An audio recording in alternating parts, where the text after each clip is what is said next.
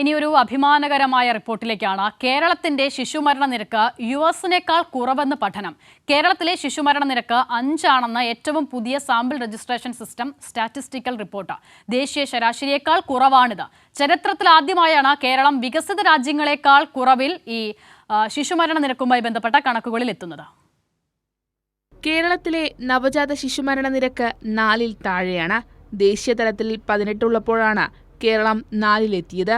വികസിത രാജ്യങ്ങൾക്ക് തുല്യമാണ് ഈ കണക്ക്. 2021 ശിശുമരണ നിരക്കായ 6-ൽ നിന്നാണ് മികച്ച പ്രവർത്തനങ്ങളിലൂടെ 5-ആക്കി കുറയ്ക്കാനായത്. 2023 1000 കുഞ്ഞുങ്ങളിൽ 5 മരണങ്ങൾ എന്ന ശിശുമരണ നിരക്ക് രേഖപ്പെടുത്തിക്കൊണ്ടാണ് കേരളം പൊതുജനാരോഗ്യ രംഗത്ത് ശ്രദ്ധേയമായ നാഴികക്കല്ല് കൈവരിച്ചത്.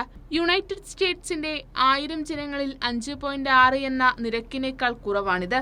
കേരളം ആരോഗ്യരംഗത്ത് നടത്തുന്ന മികച്ച പ്രവർത്തനങ്ങളുടെ നേട്ടമാണിതെന്ന് മന്ത്രി വീണ ജോർജ് പറഞ്ഞു.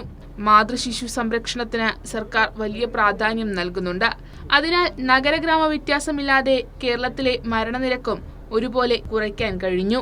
കൈരളി ന്യൂസ്, തിരുവനന്തപുരം.